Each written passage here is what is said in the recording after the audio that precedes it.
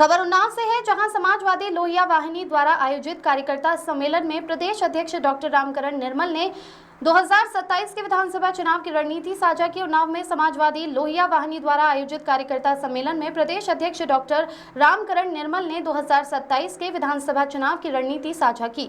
उन्होंने पीडीए की सरकार बनाने का लक्ष्य रखा।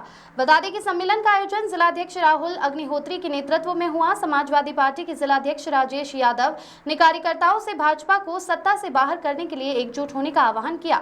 डॉक्टर निर्मल ने कहा कि भाजपा की मानसिकता दलित, पिछड़े और अल्पसंख्यक विरोधी है। उन्होंने जनता की महंगाई, बेरोजगारी और अत्याचार की समस्याओं को उठाया। कार्यकर्ताओं से अखिलेश यादव के नेतृत्व को मजबूत करने की अपील की। लोहिया वाहिनी के प्रदेश महासचिव अमरेंद्र आर्य ने युवाओं की बेरोजगारी और महंगाई के मुद्दे उठाए।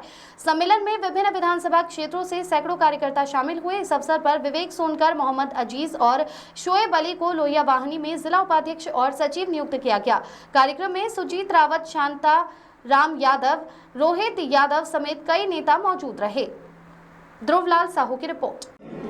देखिए, आपने देखा होगा कि भारतीय जनता पार्टी के नेता बदजुबानी, बदतमीजी हमेशा करते रहते हैं। सैकड़ों बार खुद ब्रजेश पाठक ने समाजवादियों के डीएनए की बात की थी और अपशब्द कहे थे। इसके कई बार माननीय मुख्यमंत्री जी ने भी कई बार अपशब्द कहे हैं। और भारतीय जनता पार्टी के लोगों के बारे में आपको पता है, अभी एक रघुवंशी जी हैं बलिया के, उनकी आपने वीडियो देखी होगी।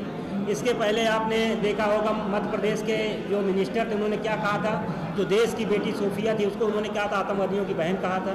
इसके बाद उनके एक मंत्री का बयान आपने देखा कि देश और सेना नतमस्तक है मोदी जी के। तो भारतीय जनता पार्टी बदजुबानी और बदतमीजी करती है और ये जो राजनीति है उसकी शुचिता नहीं, उसकी मर्यादा नहीं है। हम राजनीति में वैचारिक रूप से हम एक दूसरे से लड़ते हैं और अगर हम उसमें किसी भी जाति, किसी भी धर्म को टिप्पणी करते हैं और किसी के साथ अपशब्द अपमानजनक बात करते हैं तो गलत है। और समाजवादी पार्टी को कभी इतिहास नहीं रहा। समाजवादी पार्टी हमेशा सम्मान से, और जो हमारे माननीय राष्ट्रीय अध्यक्ष जी हैं, आपने उनका एक ट्वीट देखा होगा, उन्होंने बताया है कि अगर आप हमारे डीएनए की बात करेंगे, आप हमारे डीएनए पर अपशब्द कहते हैं, लगातार आप कह रहे हैं, तो अगर कोई कार्यकर्ता, उत्साहित कार्यकर्ता ने कहा तो उन्होंने उनको समझाने की बात कही। समाजवादी पार्टी राष्ट्रीय अध्यक्ष जी ने कहा कि हमने उन्हें समझा दिया है। और ये भारतीय जनता पार्टी के लोग भी सोचें कि जिस तरह वो बहन बेटियों के साथ मान सम्मान के साथ, जिस तरह दलितों पिछड़ों के साथ अन्याय अत्याचार कर रहे हैं, जिस तरह बहनों का बलात्कार हो रहा है। आपने देखा नहीं, अलीगढ़ में कि 2 भाइयों, दलित भाइयों को सिर्फ जय भीम करने के लिए पीटा गया। आपने बुलंदशहर की घटना देखी, कैसे थार चढ़ा के कुचल दिया गया।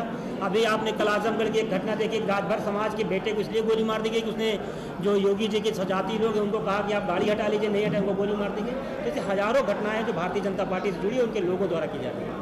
विजय शाह अभी भी पार्टी में उनको निकालना है, सिर्फ एफआईआर हो जो वो भी हाईकोर्ट से माननीय उच्च न्यायालय ने कहा, उसके बाद 4 घंटे में कहा था, उस समय एफआईआर नहीं हुई। ये कंटेम्प्ट ऑफ कोर्ट है। और उसके बाद इन्होंने एफआईआर की। इतने दबाव के बाद क्या उनका घर गिरा, क्या उनके घरों में बुलडोजर चला?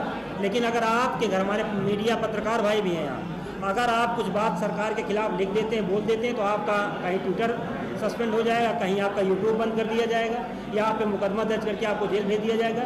जब से भारतीय जनता पार्टी आई है, जहां हमारे दलितों और पिछड़ों पे अन्याय अत्याचार बढ़ा, वहीं हमारे पत्रकार भाइयों भी अन्याय अत्याचार बढ़ा। इसलिए भारतीय जनता पार्टी अपने नेताओं को सिखाए कि महिलाओं का सम्मान कैसे करना, दलितों का सम्मान कैसे करना, कैसे अपने विपक्षी नेताओं से बात करना, अपनी बात रखना।